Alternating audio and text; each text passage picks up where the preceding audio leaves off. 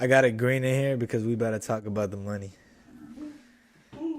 This is a hot take, hot topic. UFC fighter pay. We've all heard Jake Paul make some noise about it. We've all heard Mike Francis Ngannou make some noise about it. John Jones, Henry Cejudo. List goes on. Can we please get your opinion on what is happening with UFC fighter pay? Okay, damn. I want to look at these. Well, actually, pull it up on your computer if you don't mind. What is it? The PFL payout numbers for their last event. So it says PFL. The title of this is PFL World Championship 2022 purse payouts. 1 million distributed per weight class. PPV share not revealed. How much is Harrison and Pacheco will make at PFL World Championship PPV? The main event pay-per-view between the two best female MMA fighters, Kayla Harrison, Larissa Pacheco. Harrison is holding a worthy contract with the PFL and thus pocket the guarantee purse of $250K for the contest, while the PPV share revenue is not disclosed yet. Other side, Pacheco will also earn the PPV share revenue, while guaranteed purse payout for her is $50K for the two. So they're talking about $1 million per division, right? And we're talking about championship fights, so I think that's pertinent too. But when we're talking about this fighter pay stuff, I mean, we're looking about the numbers, right? And the reason that I've always said is that when you look at revenue splits in basically every other sport, the athlete and the organization are usually split right about 50-50. You know, you'll see some contrast there, but it's usually right around that, like 50-50, you know? Maybe it's 48 or 45, whatever, right? But it's somewhere similar to that almost, because there's two things, right? There's, like, the NFL does a lot of brand work and obviously does a lot of advertisement and does a lot of things to make the NFL more money. But who is the NFL without the product? You know what I'm saying? Who's NFL without the actual guys that are playing? And that's you know who knows this? The players know this. The league knows this. You know why? Because they unionize, you know? There's a whole thing. They all put their things together and say, hey, we don't play unless we have a certain amount of power, right? So, and here's the big thing is that you see the UFC say, we're not like boxing. We're set up more like a league. But then when it comes to terms of pay, they're like, oh, we're not really more like a league. We're more like a promotion like boxing. You see what I'm saying? Yeah. And they do it very conveniently. And that's one thing I've seen Dana White do a lot. You know what I'm saying? He'll talk shit about boxing and make it seem like the UFC is a league and you get the fights that you want to see, just like you get to turn on your game on Sunday and see the games that you want to see, you know? Yeah. Like Thanksgiving football, you see the matchups you want to see. Christmas Day basketball, you see the matchups where the two biggest teams go at it. You know what I'm saying? This is what you want. You want the two guys that are the best in the world go at it, right? This is why we watch the UFC. And they got it set up like a league. So why not pay the fighters their fair share? Because they're the product. Without fighters, the UFC is just a fucking name. At the same time, if I could play devil's advocate, I would say, who are the fighters without the business that created the promotion or the businessman? They're still top athletes in the world. I agree. But at the same time, there has been no other promotion that has ever gotten up to the UFC's level and will pay more than the UFC. Well, what are you talking about? The PFL is paying these guys more in some championship fights than some people in the UFC. But there's very few people in the UFC that'll make $1 million a fight. Yeah, but the thing is, if they become the champion, then they'll make more than a PFL fighter will. Right, but it's a lot easier to become the champion of the PFL. For sure, so it's like it's risk reward per fighter, right? I should go into the PFL instead of the UFC. But at the same time, what I would say is, whenever we put all this pressure on Dana White, I think we should also take into account that he has shareholders to be accountable for. And there's a certain profit margin that the UFC makes right now. And for that to just be cut in half, not in half, but to go to 50% of revenue going to the fighters is not going to be easy for the shareholders on their return of investment. And I know it's like, all right, are we being moral here or are we being about money? But it's like a complicated situation to just put it all on Dana, is what I'm saying. Well, here's the thing, right? And this is what comes with the job. Dana White is highly paid. Paid probably more than any fucking fighter that's ever fought for the UFC. For sure. You know what I'm saying? So whenever you've taken on that much money, you got to take on some responsibility. Not only that, Dana White has ensured that he is the face of the UFC, right? And this is why he technically isn't an owner of the UFC, right? But he's been the face of it. Like, okay, let's be 100% honest here. Dana and Daniel don't like Dana. I'll say it like that. I disagree with Dana about a lot of things. Okay, what do you think about?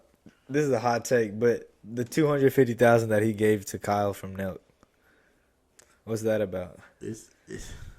I get it, right?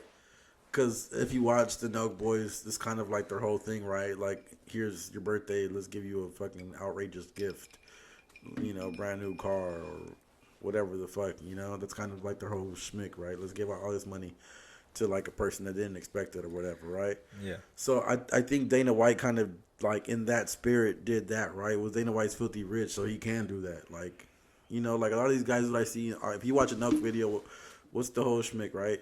Here's a new Rolex for the producer for or Steve, the cameraman sure. or whatever the fuck, This is what the Nelk Boys represent, though. Like as a whole, they do pranks or whatever. They annoy the shit out of the public, and then they fucking give people hella money, right? Would you say there's a point to be made that if you can give $250K to a Nelk boy, that you can give $250K to a fighter as a gift? I would say this: if you're just walking around gifting $250,000 to YouTubers and guys like the Nelk Boys, then you should be able to give your guys health insurance. Hey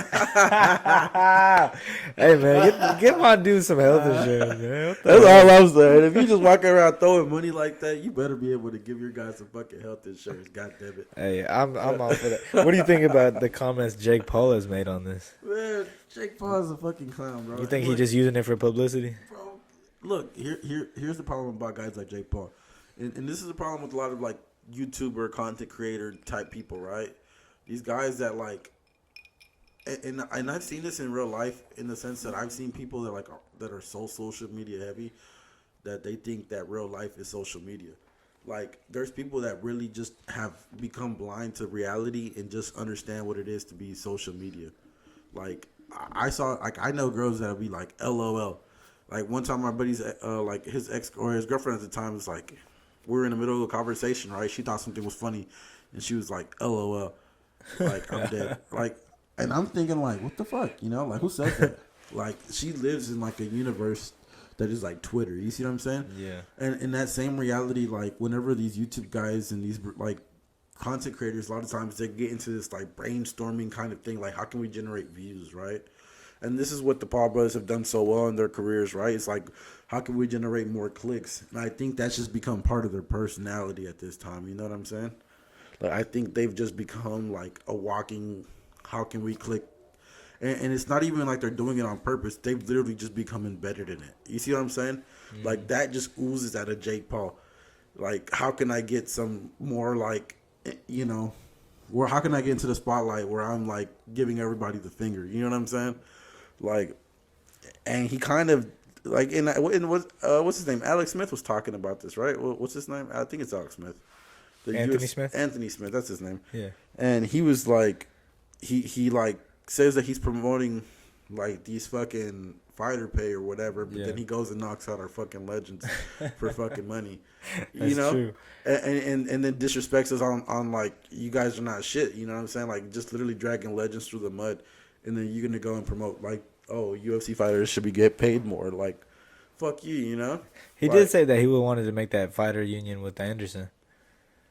I mean, but look, he's been talking about that, but that's like part of the gimmick at this point. That's part of the shtick, You don't think there's any good intentions behind that? I think that if he can, look, let me tell you this. I think that if he's able to cause some good out of it, it'd be more to like.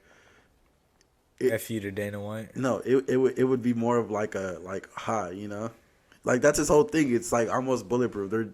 They do it so well.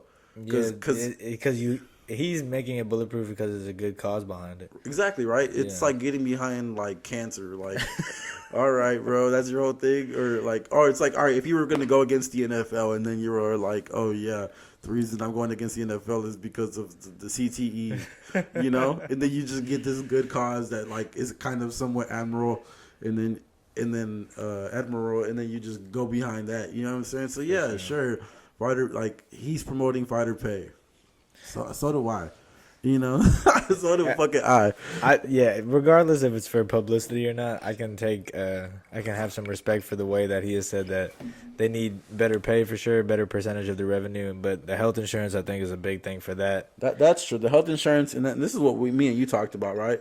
Well, and I was like, you know, I understand the whole, like, I understand the idea of like, you know, managing revenue, right? Like you said, there's responsibilities to the shareholders, but you have to, I mean, you like, if you're not going to give these guys kind of like that 50-50 split like most other leagues do, the fucking very least you could do is provide basic benefits like any other kind of employer. You know what I'm saying? That's the very least. Like I can go get a job at Walmart and I go work at the Family Dollar and get a health plan. Like that's ridiculous. Yeah. Like that's actually crazy to me that they don't have any kind of healthcare plan. You're that big of, you're making billions of dollars. You're a publicly traded company and you don't have any kind of, come on now. Yeah. That's greed. Healthcare. That's greed. We could talk about like the pay. That's one thing, but health insurance. If I was Dana White, I'd say, you don't know anything about our finances. Shut the fuck up. And I'd be like, lick my sack, Dana. Bitch. Fuck you, Dana. Hey, Dana, if you listening to this, fuck you, man. Man, you gotta square up, thickhead ass boy. I know you on that steroids too, fat neck ass boy. Big forehead ass boy. Hey, goofy ass boy. What do you think? Ball ass boy.